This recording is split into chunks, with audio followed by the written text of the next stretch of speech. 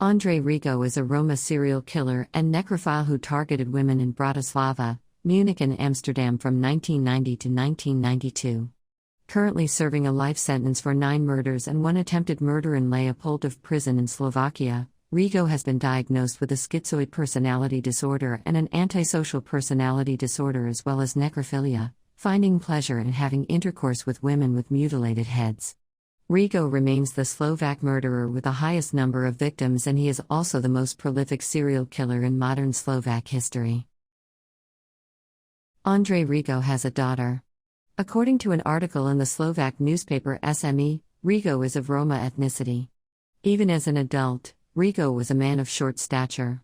When he was 14, he, along with his siblings, was taken into a youth corrective institution and later into an orphanage. They stayed there for a year, having been taken from their mother after their father's arrest. Rigo's mother died in 2000 after being hit by a car. Learning of her death is the only time Rigo recalls ever crying in his life. His father died during a burglary. Rigo claims he liked both parents. He was married 2 times.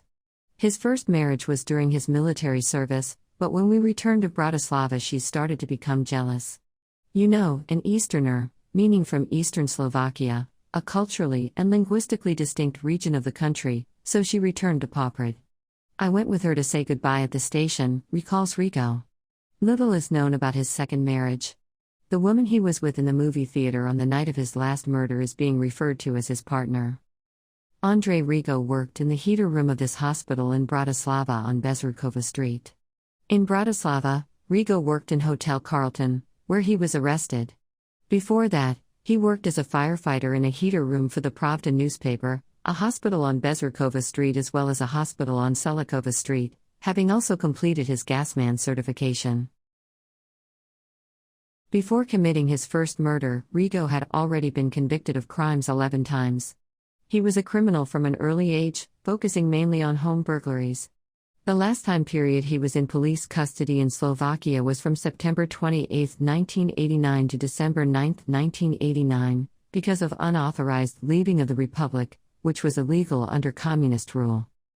After the fall of the Iron Curtain and the end of communism in Czechoslovakia, people were allowed once again to travel freely in Europe. Rigo then continued with his crimes abroad.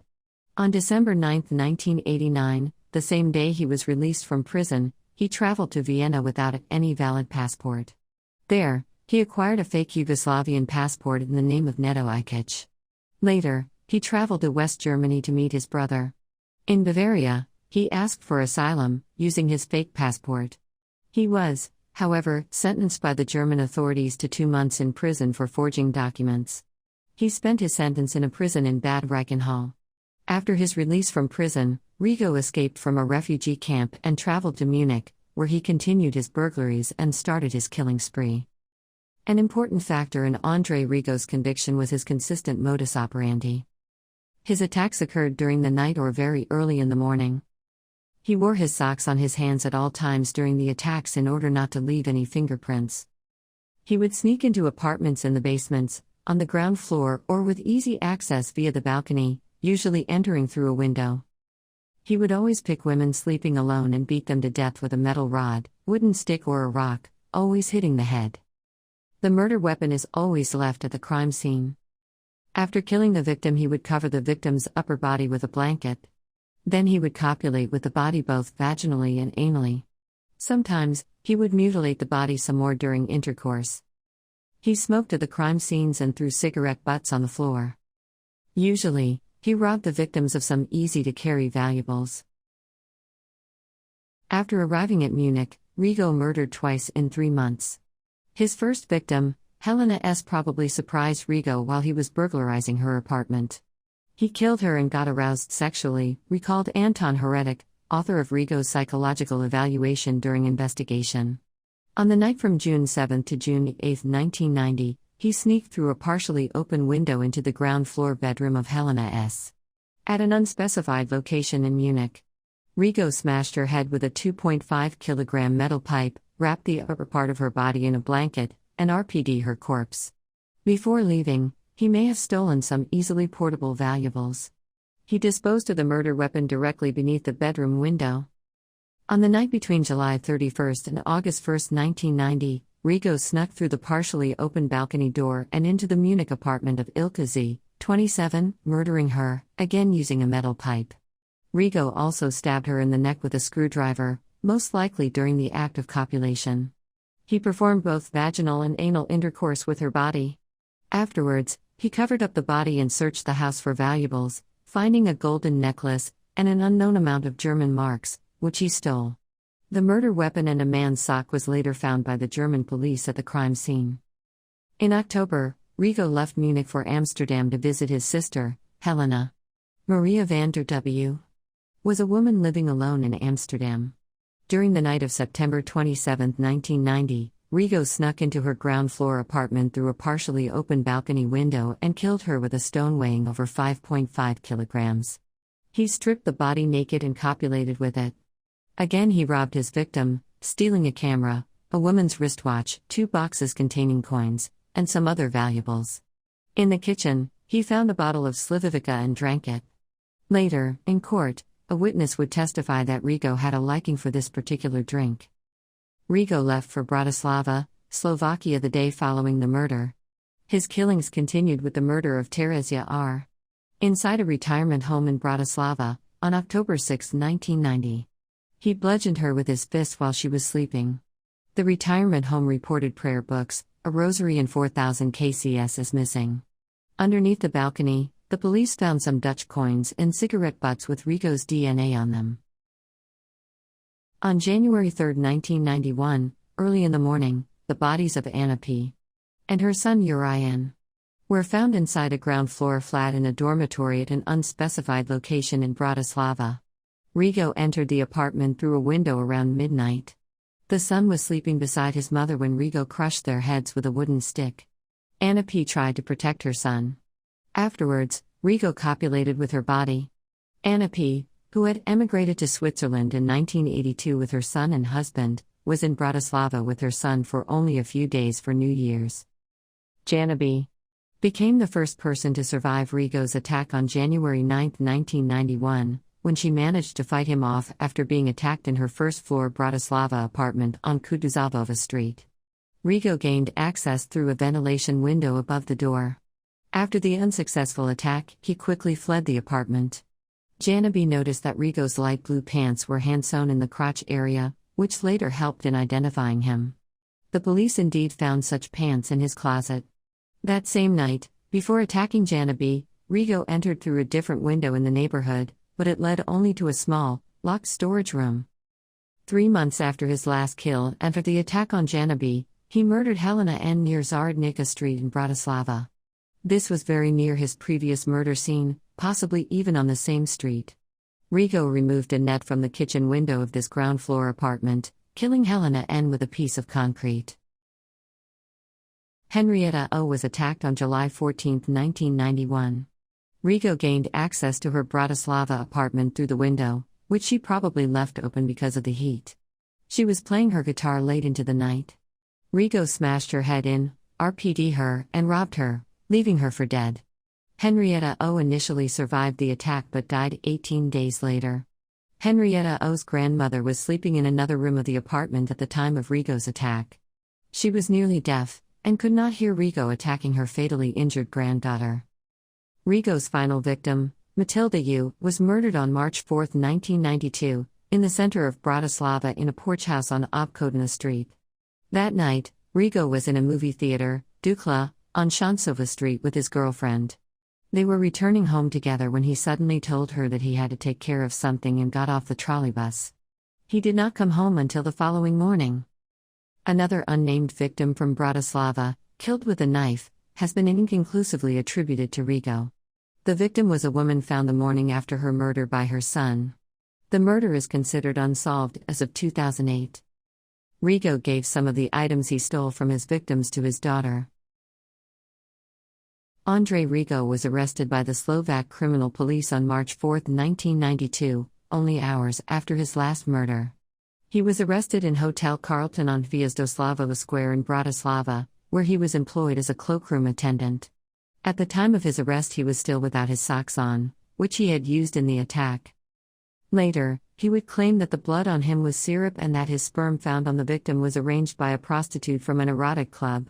He explained his footprints beneath the balconies and cigarette butts by claiming he was there by chance and had to urinate, or that he was curious and took a look through some windows.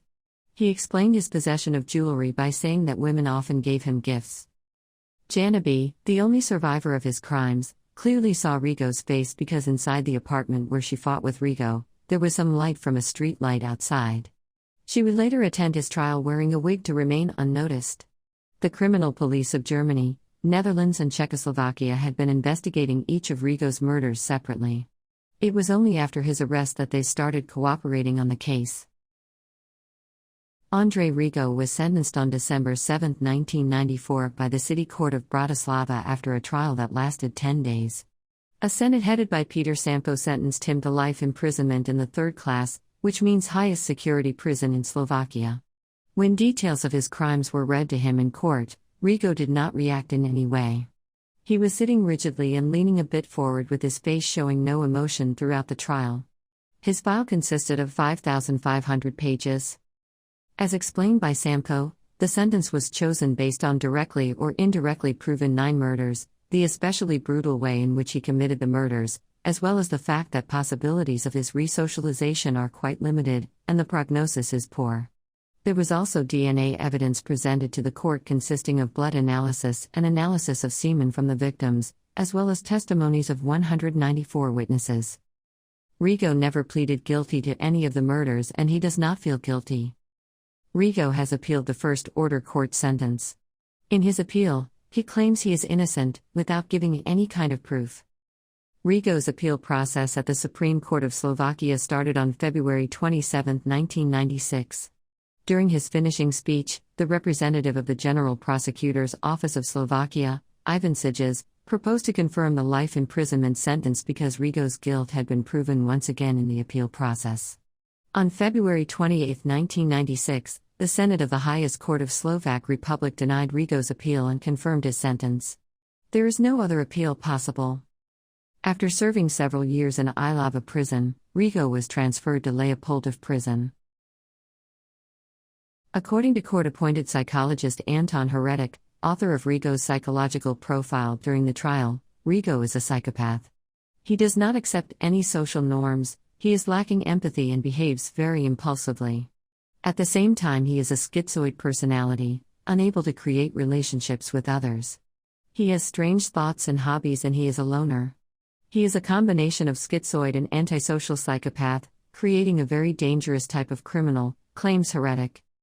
According to his psychological profile, the strangeness, lack of hospitality and language barrier in a foreign country could have influenced his later behavior. Rigo was found by the psychologists to not be a sadist. According to Rigo's investigator Josef Vucalik, had a low IQ and seldom talked. While incarcerated in Ilava prison, Rigo behaved according to the norms most of the time, but according to pedagogist Daniel Blasko from Ilava prison, he would often react too aggressively. Chances for his correction are 0, says Blasko. According to him, it was difficult to communicate with Rigo, because he seldom communicated in a coherent sentence. The Slovak artist Janabi is the only person to survive an attack by Rigo. She had attended karate classes for several years. Janabi was attacked around 2:30 in the morning while sleeping in her apartment on Kuduzavova Street in Bratislava's 3rd district on January 9, 1991. She returned home an hour after midnight and went to sleep. Rigo gained access to the apartment via a ventilation window above the door. A ladder was found leaning against the pavlok.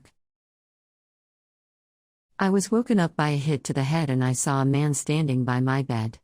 At first I thought I'm dreaming, because I was living alone, but when I received another hit to the head I woke up and the wooden shaft from a hoe Rigo stole outside, on the building's yard, broke, because it was moldy, she recalls.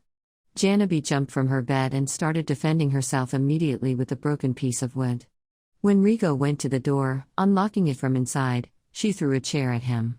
In the kitchen, he wrestled Janabi onto a hot gas oven. The skin on my legs and stomach started to burn, she recalls. They fell on the ground wrestling, then Rigo stood up and started punching her in the head. At this moment, Janabi grabbed him by his genitals and squeezed them. He was just trying to gouge out my eye, she remembers. She doesn't remember whether Rigo screamed or not, but the rest of the fight before was silent. He then quickly fled the apartment while Janabi alarmed her neighbor by banging on the wall, instructing him to call the police. Another neighbor, woken up by her son who had heard the commotion, found Janabi in shock and savagely beaten. The neighbor told the police he heard some weird noises, but he thought Janabi was probably framing pictures in the middle of the night. After the attack, her wounds required several weeks to heal. According to Janabi's mother, the worst thing was that Rigo was caught over a year after the attack on her daughter, all the time knowing he might come back to finish the job. Years later, Janabi claims she has no psychological trauma from the attack and she is not interested in Rigo. Why should I move? Where is it safer? In Petritsaka? Rigo is not interesting to me. I have no trauma from him, I don't feel anything, he doesn't mean anything to me. I don't want to talk about him, read about him or know anything about him. Janabi, the only survivor of Ondrej Rigo's attacks, when interviewed by SARM in 2008. Janabi stayed in the flat she was attacked in for a long time, not feeling the need to move.